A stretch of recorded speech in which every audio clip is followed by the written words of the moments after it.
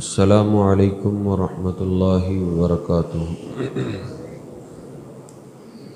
ان الحمد للہ نحمده ونستعینه ونستغفره ونؤمن به ونتوکل علیہ ونعوذ باللہ من شرور انفسنا ومن سیئات اعمالنا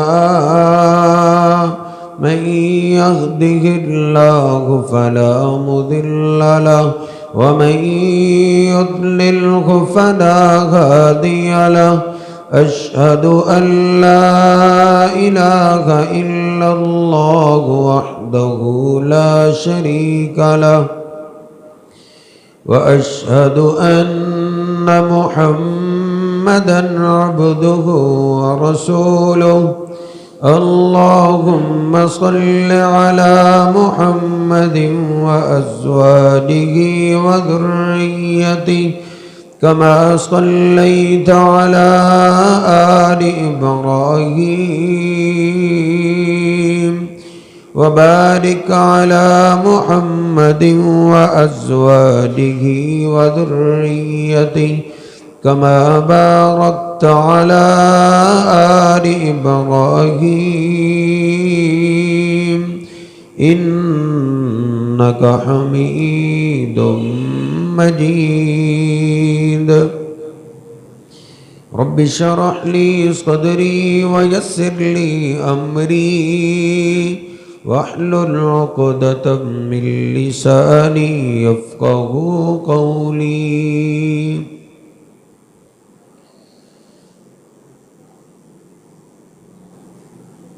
سمجھدار اور سیانے تاجر جس طرح پیسے کماتے ہیں ایسے ہی اپنے پیسوں کی حفاظت بھی کرتے ہیں۔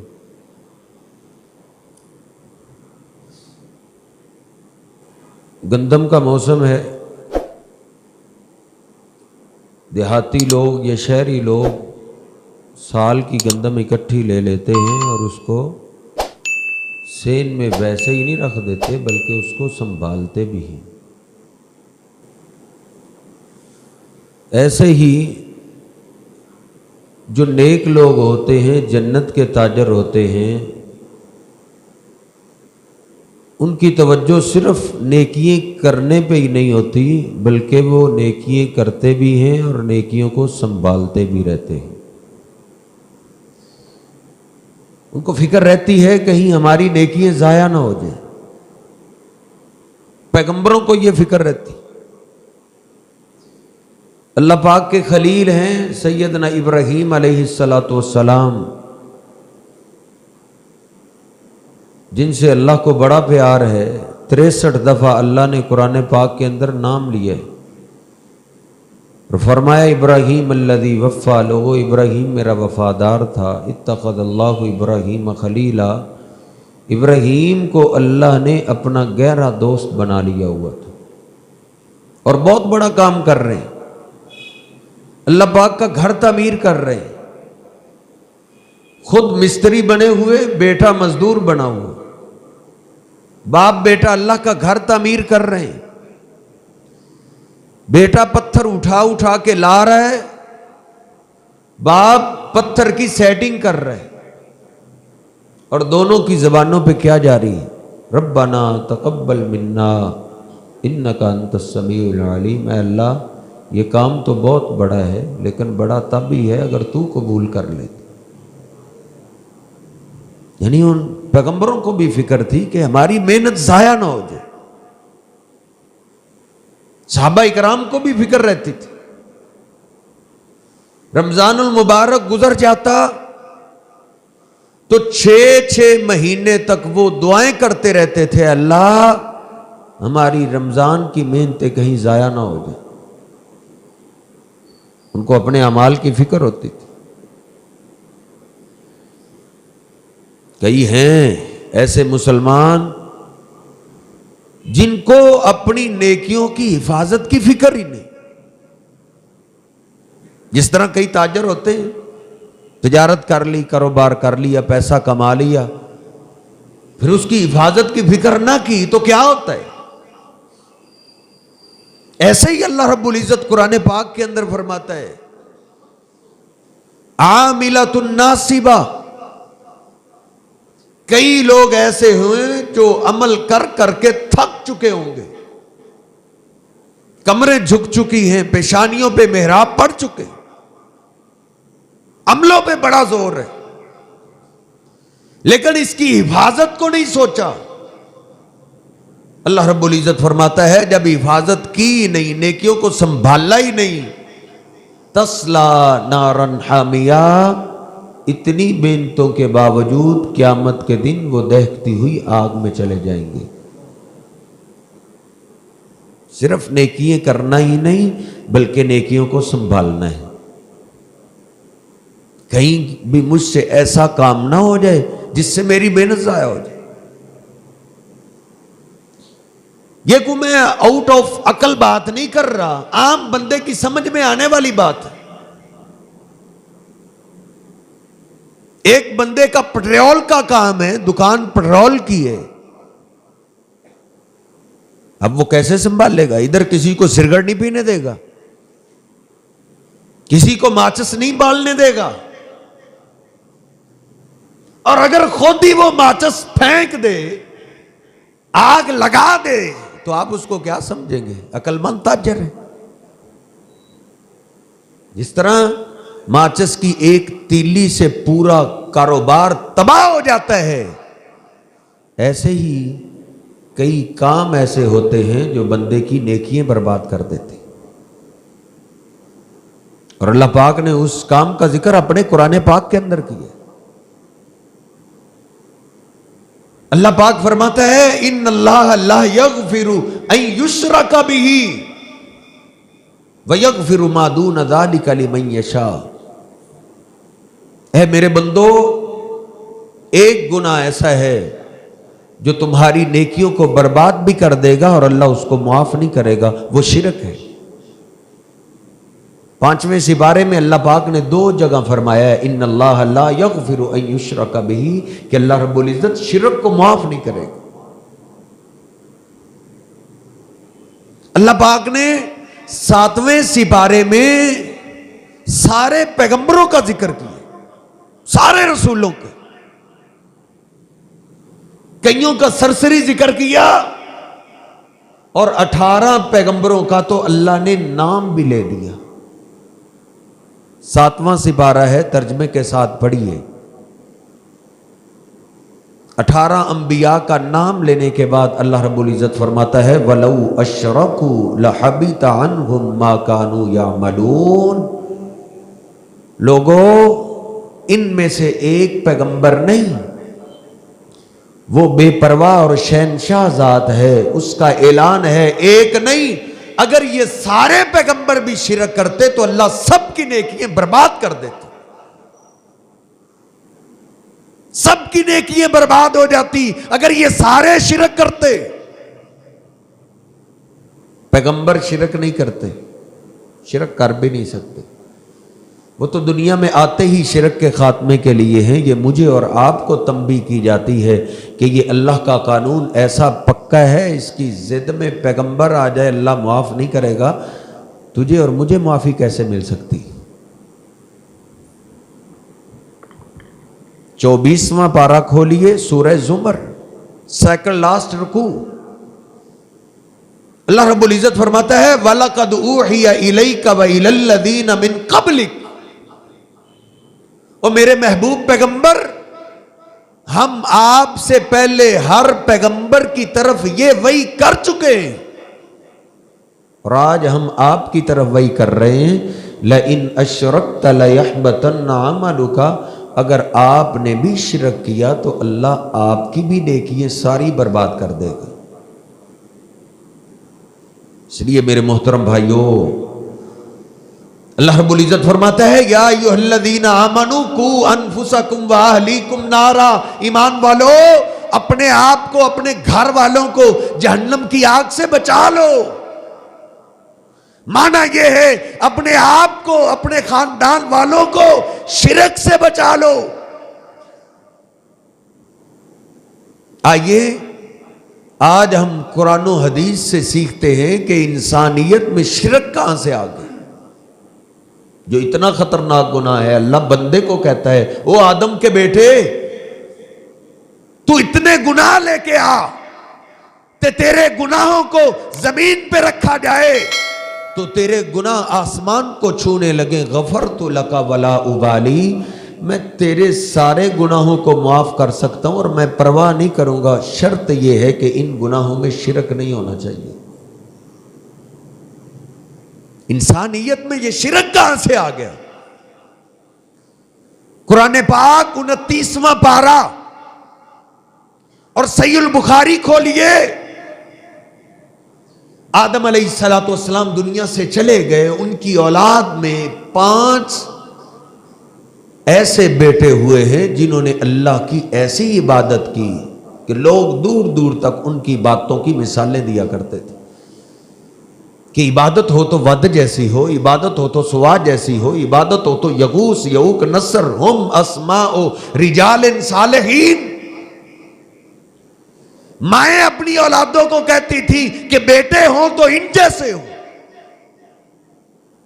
وہ 5 دنیا چھوڑ گئے. شیطان ابلیس بزرگ بن کے صوفی بن کے مسجد میں آ گیا. آتے ہی اس نے درس دیا. اس نے کہا کہ تمہاری باتوں کے اندر وہ شوق نہیں ہے جس طرح شوق ذوق سے عبادت کرتے تھے، ود سوا یغوث یعوق نصر. وہ تمہارے اندر شوق نہیں، وہ ذوق نہیں، باتیں تو وہ تھے جو عبادت کر کر کے اللہ کا قرب حاصل کر لیا انہوں نے. وہ دل لگی تم میں نہیں ہے. ہاں میں تمہیں ایک مشورہ دیتا ہوں، اگر تم بھی وہی شوق پیدا کرنا چاہتے ہو تو میرا ایک مشورہ مانو. کیا مشورہ ہے جی؟ کہتا ہے لو صورناہم کان اشوق لنا الی العبادہ. بخاری شریف کھولیے. کہتا ہے ان 5 کی تصویریں ہم مسجدوں میں سائیڈ پہ لٹکا کے رکھ دیتے ہیں.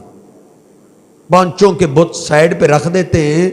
باہر بندہ کاروبار کے جھنجھٹ میں، بیوی بچوں میں، دوست احباب میں مشغول ہوتا ہے، وہ ذہن نہیں رہتا، وہ شوق نہیں رہتا، وہ ذوق نہیں رہتا. جب ہم مسجد میں آئیں گے ان 5 کو دیکھیں گے، ایٹومیٹک ان کی باتیں ہمیں یاد آئیں گی تو وہی شوق ذوق ہمارے دلوں میں آ جائے گا. شیطان بڑا تجربہ کار ہے. اس نے بابا جی آدم علیہ السلام کو کیسے پھسلا دیا تھا، ہم تو پھر ان کی اولاد ہیں.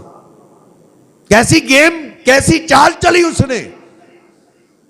سب طرف سے آوازیں آنے لگی کہ انہوں نے مشورہ بالکل ٹھیک دیا ہے کہ جب ہم مسجد میں آئیں گے ان 5 کی تصویریں دیکھیں گے، ان کی باتیں ہمیں یاد آئیں گی تو ایٹومیٹک شوق ہمارے دلوں میں آ جائے.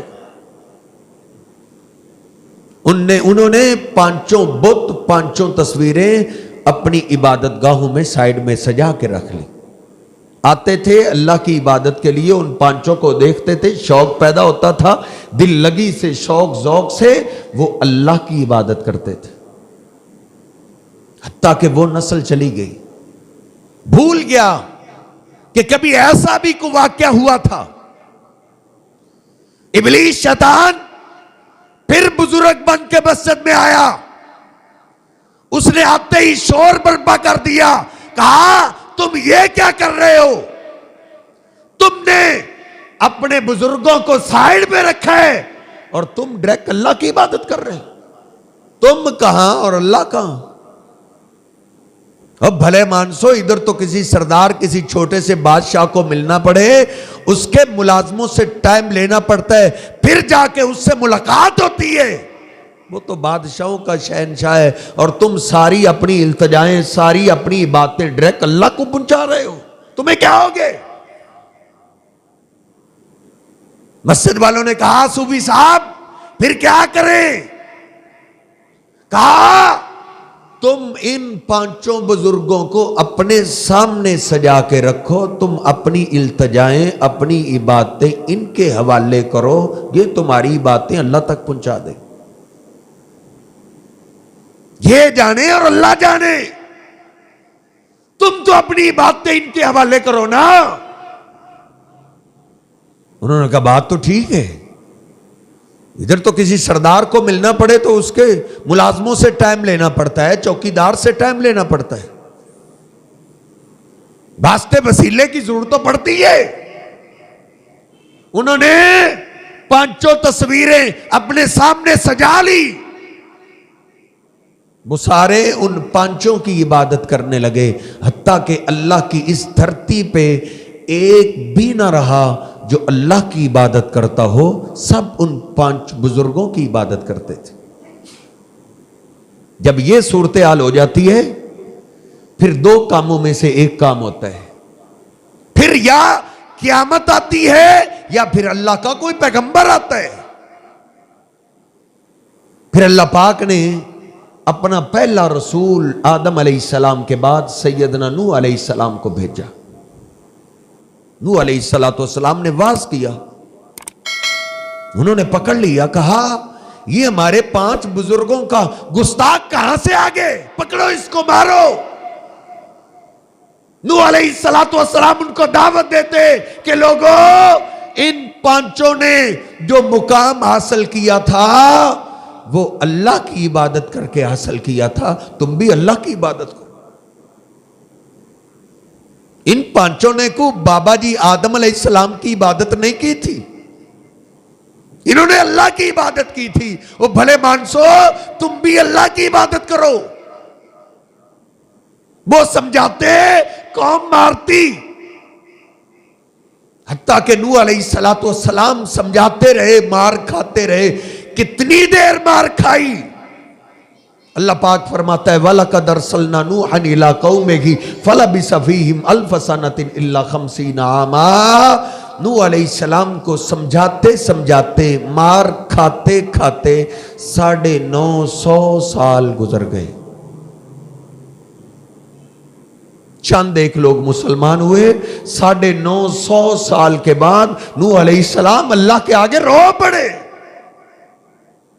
اے اللہ 950 سال ہو گئے، انی دعوت قومی لیلا ونہارا، اے اللہ نہ میں نے دن چھوڑا ہے نہ رات چھوڑی ہے، جہاں چوک چورستے میں لوگ جمع ہوتے میں ان کو جا کے واز کرتا، اور میں رات کو بھی ایک چودھری سردار کے دروازے پہ جا کے ان کو واز کیا ہے، فلم یزدہم دعائی الا فرارا، اے اللہ یہ قوم ماننے والی نہیں، جنہوں نے ماننا تھا انہوں نے مان لیا ہے، جو بچ گئے یہ نہیں مانیں گے۔ اے اللہ یہ تو اتنے سنگ دل لوگ ہو گئے، ان کا بوڑھا مرتے ہوئے بھی اپنی اولاد کو، اپنی برادری کو وصیت کر کے جاتا ہے، لا تذرن آلہتکم، یہ 29واں پارہ پڑھ رہا ہوں، سورہ نوح ہے، آج ہی جا کے ترجمے کے ساتھ پڑھنا۔ بوڑھا مرتے ہوئے بھی کیا وصیت کر کے جاتا ہے، لا تذرن آلہتکم ولا تذرن ودم ولا سواء ولا یغوث ویعوق ونسرا۔ میں تو جا رہا ہوں، دیکھنا میرے جانے کے بعد اس نوح گستاخ کی بات مان کے تم نے ود، سوا، یغوث، یعوق، نصر کی عبادت نہیں چھوڑنی، تم ان کی عبادت کرتے رہنا۔ اے اللہ ان کے بوڑھے مرتے ہوئے بھی اپنے خاندان والوں کو یہ وصیت کر کے جاتے ہیں، ربی انی مغلوب فانتصر، اے اللہ اب میں نے بڑی مار کھا لی ہے، میں بے بس ہو گیا ہوں، تو میری مدد فرما۔ اے نوح کیا مدد کرے؟ کہا اللہ ربی لا تذر علی الارض من الکافرین دیارا، اے اللہ نہ ان کا بوڑھا چھوڑ، نہ ان کا جوان چھوڑ، نہ عورت چھوڑ، نہ بچہ چھوڑ، اے اللہ ان کے ہاتھوں سے بنا ہوا ہمیں گھر بھی نہیں چاہیے، ایسا عذاب بھیج کہ یہ گھروں سمیت تباہ ہو جائے۔ پھر اللہ پاک کا وہ عذاب آیا، زمین نے بھی پانی نکالنا شروع کر دیا، آسمان نے پانی برسانا شروع کر دیا، نہ ان کا بچہ بچا، نہ عورت بچی، نہ بوڑھا بچا، اللہ نے گھروں سمیت سب کو تباہ و برباد کر دیا۔ لو شرک یہاں سے شروع ہوئے، لوگ پتھروں کی پوجا تعظیم نہیں کرتے تھے، اگر پتھروں کی تعظیم کرتے تو ہمیں فرش کے نیچے، پاؤں کے نیچے پتھر کون بچھانے دیتا؟ ہمیں واش روموں میں پتھر کون لگانے دیتا؟ پتھروں کی پوجا نہیں، پتھروں کی تعظیم نہیں، پتھروں کی مورتیوں کے پیچھے ان کے بزرگوں کی تصویریں ہوتی تھی۔ بنی اسرائیل، یہودی، عیسائی، انہوں نے شرک اور نوعیت کا شروع کر دیا۔ صحیح البخاری کھولیے، صحیح البخاری میں 5 جگہ میں نے یہ حدیث پڑھی ہے۔ نبی پاک صلی اللہ علیہ وسلم نے کیا فرمایا؟ الا ان من کان قبلکم اذا مات فیہم الرجل الصالح بنوا علی قبرہ مسجدا قاتل اللہ الیہود والنصارى اتخذوا قبور انبیائہم مساجدا۔ یہودی عیسائی کئی برباد ہو گئے، تباہ ہو گئے۔ ان کی تباہی کا سبب کیا تھا؟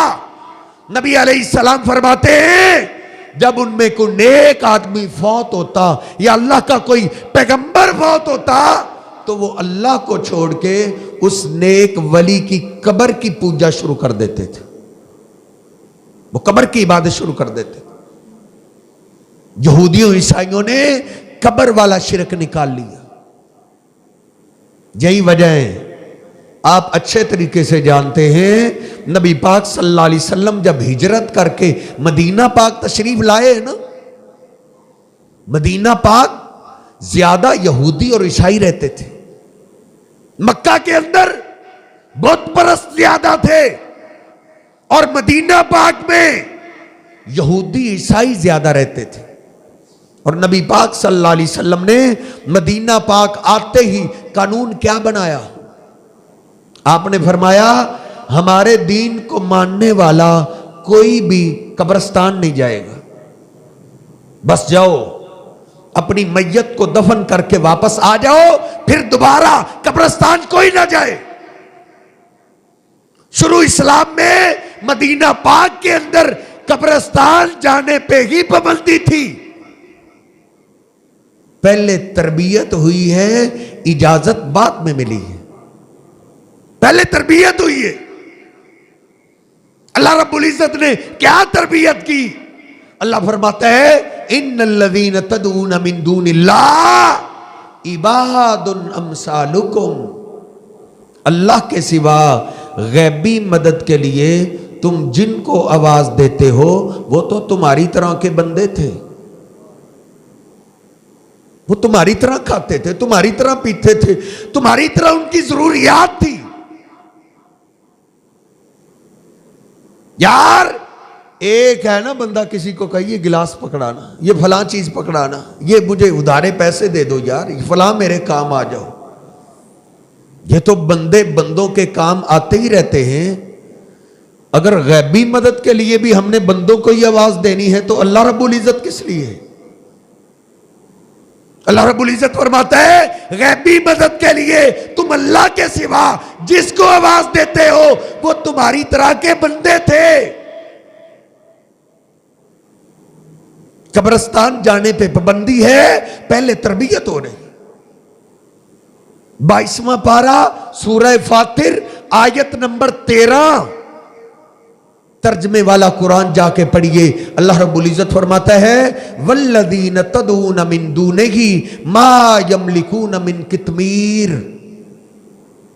اللہ کے سوا غیبی مدد کے لیے تم جن کو آواز دیتے ہو یہ کھجور کے اندر ایک گٹھلی ہے، گٹھلی کے اوپر ایک پتلا سا چھلکا ہوتا ہے، اس کو عربی میں قطمیر کہتے ہیں۔ اللہ کہتا ہے جن کو تم اللہ کے سوا آواز دیتے ہو وہ تو گٹھلی کے چھلکے کے بھی مالک نہیں ہے۔ اللہ سبحانہ و تعالی نے عقیدہ توحید سمجھایا ہے، اخیر کرتے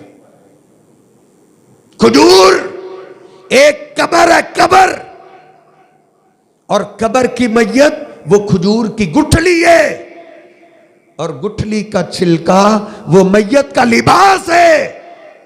اللہ کہتا ہے اور جن کو تم آوازیں دے رہے ہو غیبی مدد کے لیے, جب ان کے جسموں میں روح تھی, جان تھی, ان کے نام بڑے پلاٹ تھے, بڑی پراپرٹیاں تھی, بڑی گاڑیاں تھی, لیکن جب روح نکل گئی, پلاٹ کیا پراپرٹیاں کیا, اب تو یہ اتنے کمزور ہو گئے ہیں, اب تو یہ اپنے کپڑوں کے بھی مالک نہیں رہے. یار ادھر کو بزرگ یا اللہ کا کو ولی آ جائے نا, بزرگ آ جائے, ولی آ جائے, ہم سارے مل کر اس کے کپڑے اتارنا چاہیں تو وہ کپڑے اتارنے دے گا؟ کیوں نہیں اتارنے دے گا بھائی؟ ارے بھائی عزت ہر ایک کو پیاری ہے, کوئی بھی کپڑے اتارنے نہیں دے گا. کیوں نہیں اتارنے دے رہا؟ ابھی اس کے جسم میں روح ہے, ابھی وہ اپنے کپڑوں کا مالک ہے. ارے اسی بزرگ کے جسم سے روح نکل جائے, پھر ہم اس کے کپڑوں کو پھاڑ کے بھی اتارتے ہیں تو روکتا ہے؟ کیوں نہیں روکتا؟ اللہ کا قرآن کہتا ہے ما یملکون من قطمیر, جب روح نکل گئی اب یہ اپنے کپڑوں کا بھی مالک نہیں رہا. اللہ کی قسم بڑے بڑے نمازیوں کو میں نے غسل دیا ہے, بڑے بڑے اللہ کے نیک بندوں کو غسل دیا ہے, کوئی بھی کپڑے خود نہیں اتار سکتا. شاید آپ تجربہ کر کے دیکھیں, کوئی بزرگ فوت ہو گیا ہو اور اس نے کپڑے خود اتار دیے ہو, اس نے غسل خود کر لیا ہو, کفن خود پہن لیا ہو. نہیں, اللہ پاک کا قرآن کہتا ہے او اللہ زندہ کو چھوڑ کے تو غیبی مدد کے لیے کس کو آواز دے رہے جو اپنے کپڑوں کا بھی مالک نہیں. قبر کی مٹی اس کے کفن کو چھین کے کھانا شروع کر دے. ضعف الطالب والمطلوب, یہ تو اتنا کمزور ہو گیا ہے قبر کی مٹی سے اپنا کفن نہیں چھڑا سکتا, تیری مشکل حل کہاں سے کر دے گا؟ قبرستان نہیں جانا, قبرستان جانے پہ پابندی ہے, پہلے تربیت ہو رہی ہے. لکھتا جا حوالے, گھر جا کے ترجمے والا قرآن پڑھ. آپ کو انٹرنیٹ سے ہر چیز مل جاتی ہے, یہ دین کی باتیں بھی نکال کے ترجمے والی حدیثیں اور ترجمے والا قرآن پڑھا کریں. 22واں پارہ سورہ فاطر آیت نمبر 22, اللہ کہتا ہے وَمَا يَسْتَوِي الْأَحْيَاءُ وَلَا الْأَمْوَاتُ, زندہ اور جن کے جسموں سے روح نکل جائے, زندہ اور مردہ کبھی بھی برابر نہیں ہو سکتے. ان اللہ یسمع من یشاء, بے شک اللہ جس کو مرضی سنا سکتا ہے. اللہ تو درختوں کو بھی سنا سکتا ہے, اللہ تو دیواروں کو بھی سنا سکتا ہے, اللہ تو کیڑے مکوڑوں کو بھی سنا سکتا ہے, اللہ تو جانوروں کو بھی سنا سکتا ہے. ان اللہ یسمع من یشاء, اللہ جس کو مرضی سنا سکتا ہے. وما انت بمسمع من فی القبور, او میرے محبوب پیغمبر قبر میں جو پہنچ جائے اس کو تو آپ بھی نہیں سنا سکتے. سورہ فاطر 22واں پارہ آیت نمبر 22 ترجمے کے ساتھ پڑھنا. تجھے غصہ اس لیے آتا ہے تو نے مذہب مولویوں پہ چھوڑ دیا ہے. 100 روپے کی چیز خریدنی ہو, تجھے کسی ایک دکاندار پہ اعتماد نہیں ہوتا, 10 دکانیں پھر کے تو 100 روپے کی چیز خریدتا ہے. دین کو ہی تو نے کھلونا بنا دیا ہے, جس طرف کسی نے لگایا تو چل پڑے. اللہ کہتا ہے وما انت بمسمع من فی القبور, وہ میرے محبوب پیغمبر جو قبر میں پہنچ جائے اس کو آپ بھی نہیں سنا سکتے. آپ ہزاروں کلومیٹر دور بیٹھ کے سنا لیتے. انسان ہے نا, انسان کی تو سماعت بڑی کمزور اللہ نے بنائی ہے. یہ تو اتنا کمزور ہے, بڑی موت تو بات کی بات ہے, اس کو چھوٹی موت نیند آ جائے اس کو نہیں پتا چلتا کائنات میں کیا ہو رہا ہے. آپ کے محلے میں کتنے ہی ایسے لوگ ہوں گے جو سحری کے ٹائم بیدار نہ ہو سکے. بھائی تم نے سحری کیوں نہیں کھائی؟ مولوی صاحب سو گئے تھے پتہ ہی نہیں چلا. یہ انسان تو سو جائے اس کو پتہ نہیں چلتا کائنات میں کیا ہو رہا ہے. میرے محبوب علیہ الصلوۃ والسلام نے تو نیند کو بھی موت ہی کہا ہے نا. یہ چھوٹی موت ہے. نبی پاک صلی اللہ علیہ وسلم نے ہمیں سونے کی دعا کیا سکھائی ہے؟ اللہم بسمک اموت و احیا. آپ نیند کو موت کہتے تھے. بیدار ہونے کی آپ نے دعا کیا سکھائی؟ الحمدللہ الذی احیانا بعد ما اماتنا. آپ نیند کو موت کہتے تھے. چھوٹی موت آ جائے تو انسان کو نہیں پتا چلتا کائنات میں کیا ہو رہا ہے. ارے بڑی موت آ جائے تو پھر کیسے پتا چل سکتا ہے؟ اوروں کی بات چھوڑو، میں اس کائنات کے سب سے اعلیٰ لوگوں کی بات کرتا ہوں. صحیح مسلم کھولیے، صحیح البخاری کھولیے. ارے نوجوان، نبی پاک صلی اللہ علیہ وسلم کی ہر حدیث ترجمے کے ساتھ آ چکی ہے. آج تو تجھے کوئی دھوکہ نہ دے. رات کی تاریکی ہے، سفر جاری ہے. صحابہ نے نیند کی شکایت کی. نبی علیہ السلام نے فرمایا کہیں سو گئے تو فجر کی نماز ہی نہ رہ جائے. سیدنا بلال بولے اللہ کے رسول غلام کس لیے؟ آپ آرام کیجئے، بلال پہرا دے گا، میں آپ کو فجر کی نماز کے ٹائم بیدار کر دوں. نبی پاک صلی اللہ علیہ وسلم نے اسٹے کیا. سارے صحابہ سو گئے اور انشاءاللہ کائنات میں کوئی بھی نہیں، سب سوئے ہوئے ہیں. سیدنا بلال چل پھر کے نگرانی کر رہے ہیں. کہتے نگرانی تو بیٹھ کے بھی ہو جاتی ہے. بیٹھ گئے، جہاں سے فجر پھوٹتی ہے ادھر ٹک ٹکی لگائی. پیچھے سواری تھی، سواری کو ٹیک لگی، سیدنا بلال بھی سو گئے. بڑی موت نہیں آئی، چھوٹی موت آئی ہے. بلال سو گئے. بلال او سیال کوٹیوں، تول دو پاکستان کے سارے اولیاء کو میرے بلال کے مقابلے میں. کون سے بلال ہے؟ نبی علیہ السلام نے جن کا تذکرہ کرتے ہوئے تعجب کیا تھا، میرے بلال کو لے کے آؤ. بلال کدھر ہے؟ صحابہ حیران ہیں. آج بلال کے بڑے تذکرے ہو رہے ہیں. کہا اللہ کے رسول کیا بات ہے؟ کہا بلال کیا کرتے ہو؟ بما سبقتنی فی الجنہ انی سمیت دفن علیک فی الجنہ. او بلال، اللہ نے مجھے رات کو جنت کی سیر کرائی ہے. تو چلتا مدینے کی گلیوں میں ہے، تیری جوتوں کی آواز میں نے جنت کے اندر سنی. وہ بلال سو گئے. فجر کی نماز کا ٹائم گزر رہا ہے، ان کو پتہ نہیں چلا. ایک دفعہ میرے محبوب علیہ السلام تو آپ دیدہ ہو گئے تھے. آپ نے فرمایا او بلال مجھے بھی بتا دو تم کیا عمل کرتے ہو. ما دخلت الجنت قط الا سمعت خشخشا علیک فی الجنہ. مجھے اللہ نے جنت کئی دفعہ دکھائی ہے، کئی دفعہ میں نے جنت کی سیر کی ہے. میں جتنی دفعہ بھی جنت کی سیر کے لیے گیا ہوں تیرے قدموں کی آواز میرے آگے آگے ہی آتی تھی. ادھر پھر حدیث کی شرح لکھنے والوں نے اپنی کلموں کو اٹھایا ہے. انہوں نے کہا لوگو، جنت کا افتتاح تو اللہ نے میرے محبوب پیغمبر سے کروانا ہے، لیکن جب آپ جنت میں داخل ہوں گے آپ کے آگے آگے آپ کی سواری کی مہار پکڑے ہوئے سیدنا بلال ہوں گے. وہ بلال بھی سو گئے. اللہ کی قسم ان کو نہیں پتا چلا کائنات میں کیا ہو رہا ہے.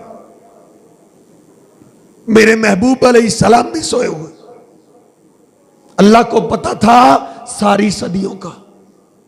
کبھی کبھی جذبات میں بات آ جاتی ہے کہ اگر اللہ چاہتا تو جبریل امین کو بھیج سکتا تھا, ان کو بیدار کر دو. اللہ کو پتا تھا ساری صدیوں کا. بعد میں لوگ آنے والے کہیں گے جو مر بھی جاتا ہے وہ بھی یہ کام کر لیتا ہے, وہ بھی سن بھی لیتا ہے, اس کو پتا ہوتا ہے 1000 کلومیٹر میرا مرید کیا کر رہا ہے. اللہ کو پتا تھا ساری صدیوں کا. اللہ نے کہا کائنات کے سب سے جو اعلیٰ لوگ ہیں وہ سو گئے, ان کو نہیں پتا چلا کائنات میں کیا ہو رہا ہے. سب سے پہلے بیدار ہوئے میرے اور آپ کے پیر و مرشد جناب محمد الرسول اللہ صلی اللہ علیہ وسلم بیدار ہوئے. اور آپ کو بیدار کس نے کیا؟ ایقظہو حاجب الشمسی, آپ کے چہرہ پر انوار پہ سورج کی کرنیں لگی تو آپ گھبرا کے اٹھ کھڑے ہوئے, گھبرا گئے. این بلال, این بلال, او بلال کدھر ہے؟ بلال کے کانوں میں آواز پڑی, گھبرائے اٹھے. میں نے کتنی تسلی دلوائی تھی, آقا میں بیدار کرا دوں. پریشان کہ نبی پاک صلی اللہ علیہ وسلم مجھے کیا فرمائیں گے. سہمے نبی علیہ السلام کے سامنے آئے, آپ کے پوچھنے سے پہلے ہی بول پڑے. عرض کرتے اللہ کے رسول میرا کوئی قصور نہیں, جس اللہ نے آپ کو سلا دیا تھا اسی اللہ نے مجھے بھی سلا دیا تھا. قبرستان جانے پہ پابندی ہے, پہلے تربیت ہو رہی ہے. نبی علیہ السلام کا کلمہ پڑھنے والے آپ کے غلام کئی فوت ہوئے, آپ نے جنازہ کیسے ان کا پڑھایا؟ میں کہتا ہوں کائنات کے سارے اولیاء کی ساری نیکیاں جمع کر دو اور صحابہ اکرام کا ایک لمحہ جس لمحے میں انہوں نے ہمارے پیر و مرشد کا دیدار کیا ہے, پاکستان کے سارے نیک لوگ مل کے اس لمحے کا مقابلہ نہیں کر سکتے. نبی پاک صلی اللہ علیہ وسلم ان کا جنازہ پھر کیسے پڑھایا کرتے تھے؟ ان اللہ کے ولیوں کا. یار آج بھی بڑے سے بڑے بزرگ ولی فوت ہو جاتے ہیں. میں کسی مسلک کی بات نہیں کرتا, میں تو اتفاق اور اتحاد کی دعوت لے کے آیا ہوں.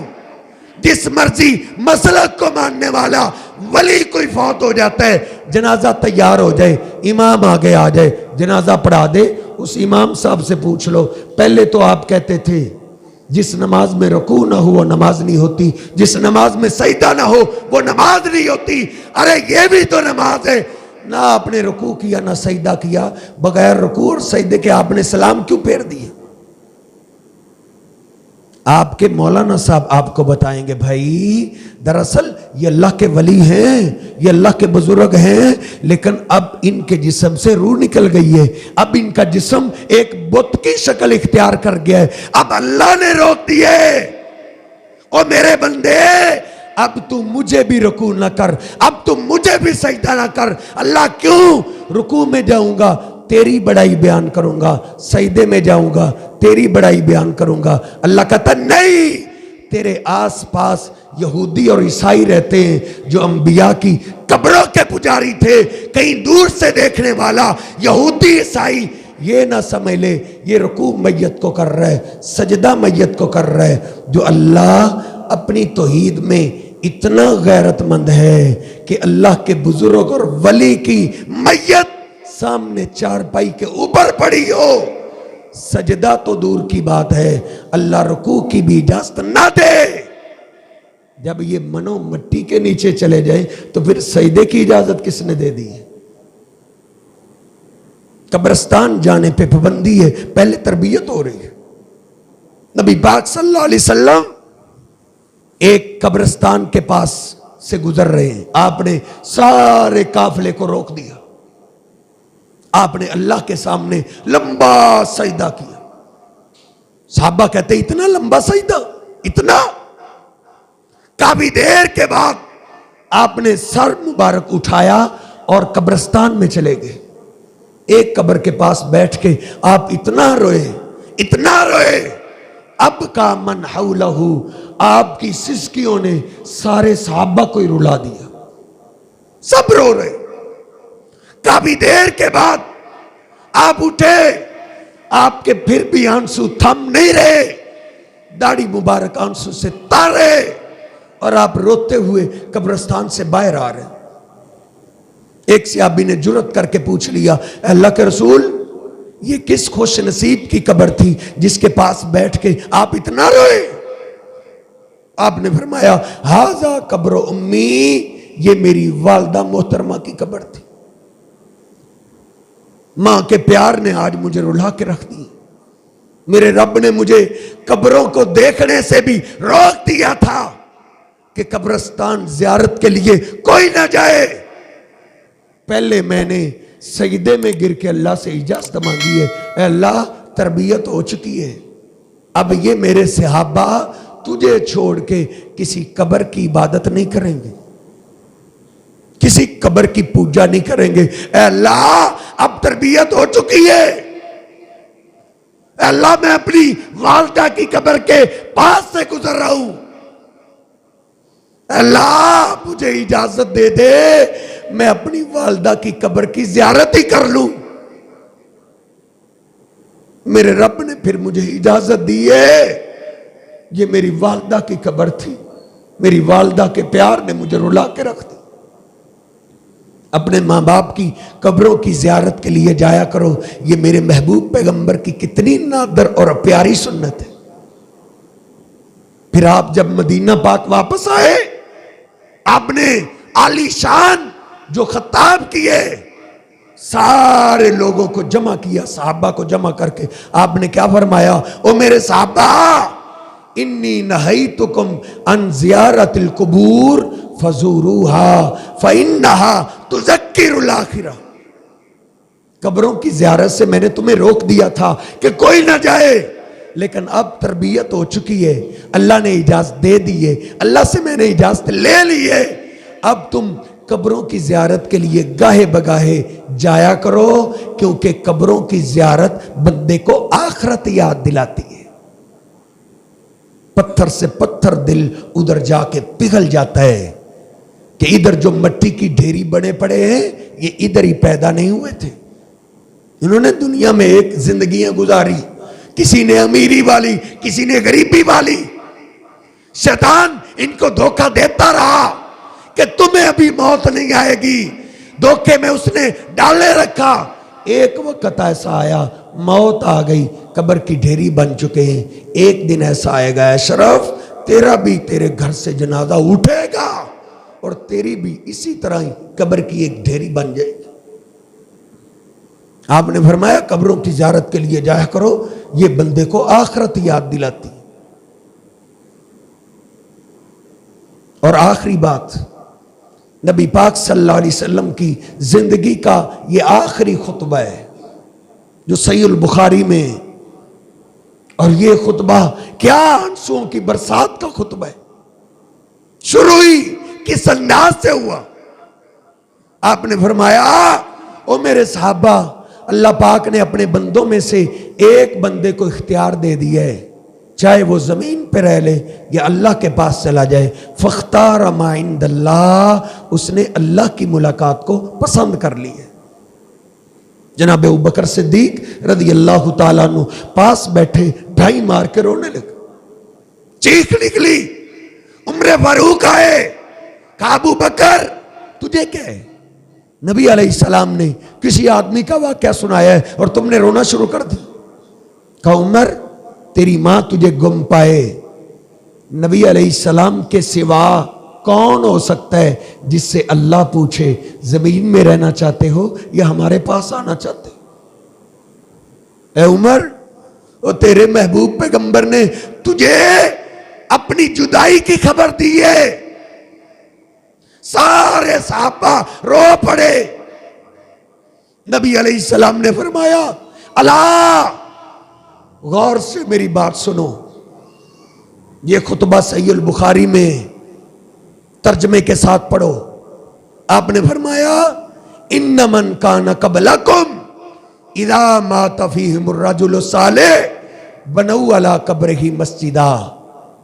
تم سے پہلے کئی قومیں تباہ ہوئی ہیں, جب ان میں کوئی نیک بندہ یا اللہ کا پیغمبر فوت ہوتا تو وہ اللہ کو چھوڑ کے اس کی قبر کی عبادت شروع کر دیتے تھے. انی انہاکم ان ھذا، او میرے صحابہ میں تمہیں اس کام سے روک کے جا رہا ہوں، کہیں تم میری قبر سے یہ سلوک نہ کرنا. جب نبی پاک صلی اللہ علیہ وسلم کی قبر کی عبادت اللہ کے مقابلے میں نہیں ہو سکتی تو آپ سے اللہ کائنات میں کون آگے ہے؟ جن سے اللہ نے جنت کا افتتاح کروانا ہے، جن کو اللہ رب العزت قیامت کے دن کی سرداری عطا کرے گا، جن کو تولا گیا. آقا فرماتے ہیں 10 کے مقابلے میں میرا وزن بھاری رہا، پھر 100 کے مقابلے میں، پھر 1000 کے مقابلے میں. جب 1000 کے مقابلے میں بھی میرا وزن بھاری رہا، فرشتہ بولا ان کو کب تک تولوگے؟ ان کے مقابلے میں تمام انبیاء اولیاء بھی رکھ دو، ان کا وزن پھر بھی بھاری رہے گا. ان کی قبر کی عبادت اللہ کے مقابلے میں نہیں تو اور کون ہے؟ سیدنا ابو ہریرہ فرماتے ہیں جب یہ خطبہ ختم ہوا پھر آپ نے آسمان کی طرف نگاہ اٹھا کے دعا کی. دعا بھی کیا یادگار دعا ہے.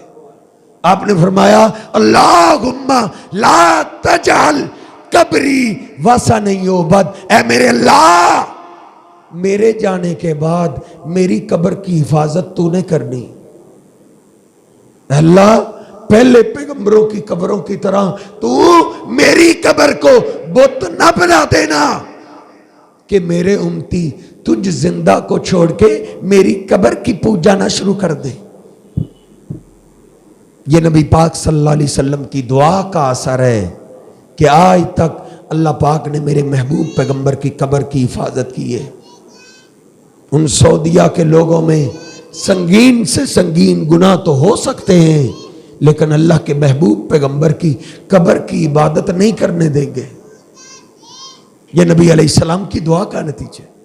اس لیے میرے محترم بھائیوں، شرک سے اپنے آپ کو، اپنی اولادوں کو، اپنے محلے داروں کو، اپنے دوست احباب کو بچائیے کہ اللہ کے مقابلے میں کسی کی عبادت جائز نہیں. اپنے بیٹے سے، اپنی بیٹی سے جا کے گھر میں جا کے پوچھنا کہ بیٹا لا الہ الا اللہ کا معنی کیا ہے. آپ کا بیٹا آپ کو بتائے گا کہ اس کا معنی یہ ہے کہ اللہ کے سوا عبادت کے لائق کوئی بھی نہیں. غیبی مدد کے لیے پکارنا عبادت ہے، رکوع عبادت ہے، سجدہ عبادت ہے. یہ ساری باتیں ایک اللہ کے لیے. اس عبادت، یہ حصہ اگر آپ کسی اور کو دیں گے، یہ حق اگر کسی اور کو دیں گے تو یہ شرک ہے. اس کے بارے میں اللہ کہتا ہے اگر یہ پیغمبر بھی شرک کرتے تو میں نے ان کو بھی معاف نہیں کرنا تھا. اللہ رب العزت مجھے اور آپ کو سمجھنے کی توفیق عطا فرمائے. وَأَقُولُ قَوْلِي هَٰذَا أَسْتَغْفِرُ اللَّهَ لِي وَلَكُمْ وَلِسَائِرِ الْمُسْلِمِينَ.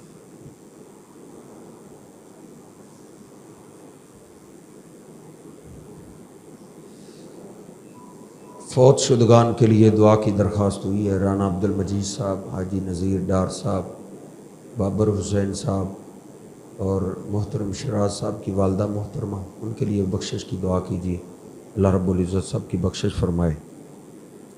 اور یہ ایک اور اعلان ہے کہ اس مسجد کے اندر جتنے بھی پروگرام ہوتے ہیں، بھائیوں نے ایک چینل بنایا ہے جامع مسجد اول اقبال روڈ کے نام پہ، تو لائیو بھی آپ گھر بیٹھ کے بھی یہ پروگرام سن سکتے ہیں. اللہ رب العزت سننے سنانے سے زیادہ ہمیں عمل کرنے کی توفیق عطا فرمائے. یا رب لک الحمد کما ینبغی لجلال وجہک ولعظیم سلطانک وإلہکم الہ واحد لا الہ الا هو الرحمن الرحیم. لا الہ الا اللہ وحدہ لا شریک لہ لہ الملک ولہ الحمد وہو علی کل شیء قدیر. اللہم صلی علی محمد وعلی آل محمد کما صلیت علی ابراہیم وعلی آل ابراہیم انکا حمید مجید. اللہم بارک علی محمد وعلی آل محمد کما بارکت علی ابراہیم وعلی آل ابراہیم انکا حمید مجید. اے میرے اللہ جتنے ساتھی تشریف فرمائے ہم سب کا سننا سنانا قبول فرما. اے میرے اللہ گناہگار ضرور ہیں لیکن بندے تو تیرے ہی ہیں، اپنی رحمت سے ہم سب کو معاف فرما. اے میرے اللہ اپنی رحمت سے ہم سب کو معاف فرما۔ اے میرے اللہ اگر تو نے ہمیں معاف نہ کیا تو ہم خسارہ پانے والے میں سے ہو جائیں گے۔ اے اللہ ہمارے گناہوں کی طرف نہ دیکھ، اپنی رحمت سے ہم سب کو معاف فرما۔ اے میرے اللہ اپنی رحمت سے ہم سب کو معاف فرما۔ کئی پریشان حال ساتھی تشریف فرمائے، سب کی پریشانیاں دور فرما۔ اے میرے اللہ کئی اولاد کی وجہ سے پریشان ہیں، جن کے پاس اولاد ہے نیک اور نمازی بنا، والدین کے لیے آنکھوں کی ٹھنڈک بنا، والدین کے لیے صدقہ جاریہ بنا۔ اے میرے اللہ کئی گلشن ویران ہیں، تیری رحمت کو ترس گئے، جن کے پاس اولاد نہیں، نیک صالح اولاد عطا فرما۔ اے میرے اللہ جن کے پاس اولاد نہیں، نیک صالح اولاد عطا فرما۔ اے میرے اللہ جو گودیں خالی اپنی رحمت سے مالا مال فرما۔ اے اللہ کئی مریض اور بیمار بیٹھے ہیں، تمام بیماروں کو صحت کاملہ عاجلہ عطا فرما۔ کئی خود بیمار ہیں، کئیوں کی اولادیں بیمار ہیں، کئیوں کے والدین بیمار ہیں۔ اے اس تمہارے اللہ تمام بیماروں کو صحت کاملہ عاجلہ عطا فرما۔ اے میرے اللہ ہمارے ایک بھائی ناصر صاحب ہے، ناصر لطیف صاحب، اے اللہ ان کے والد محترم بیمار ہیں، ان کو صحت کاملہ عاجلہ عطا فرما۔ اے میرے اللہ ہم نہیں جانتے، تو جانتا ہے، جن کے بھی عزیز بیمار ہیں سب کو شفائیں عطا فرما۔ اے میرے اللہ کئیوں کے پیارے تیرے پاس چلے گئے، اللہ ان کی بخشش فرما۔ جن کے عزیز رشتہ دار تیرے پاس چلے گئے، اللہ ان کی بخشش فرما، ان کی قبروں کو جنت کا باغ بنا۔ اے میرے اللہ اس مسجد کی کئی جتنی بھی رونقیں تیرے پاس چلی گئی، اللہ ان کی بخشش فرما۔ اے اللہ ان کی قبروں کو جنت کے باغ بنا۔ اے اللہ اگر نیک تھے تو ان کے درجات بلند فرما۔ اے اللہ اگر کمی کوتاہی والے تھے تو اپنی رحمت سے معاف فرما۔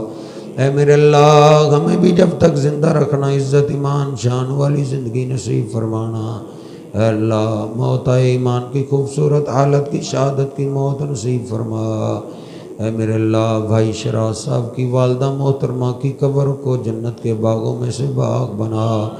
اے میرے اللہ جن کے لیے بھی درخواست کی گئی، اللہ ان کی بخشش فرما، ان کی قبروں کو جنت کا باغ بنا۔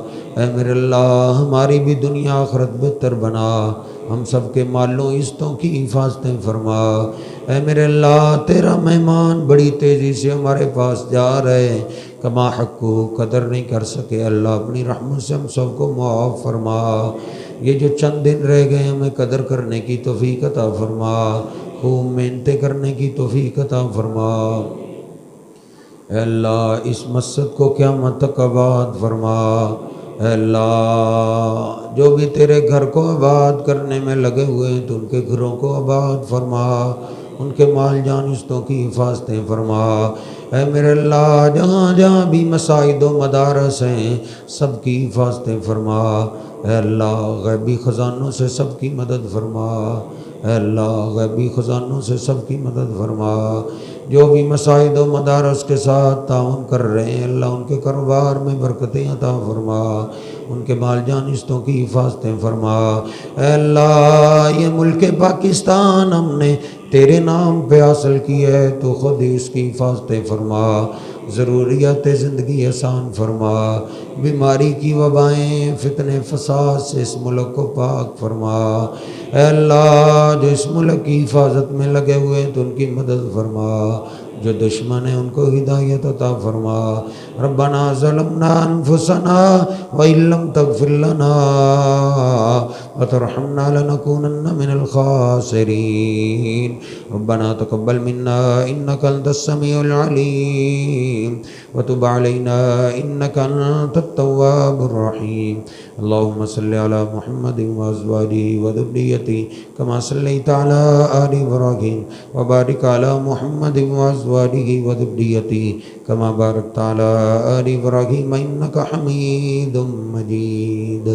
سبحان ربك رب العزة عما يصفون وسلام على المرسلين والحمد لله رب العالمين۔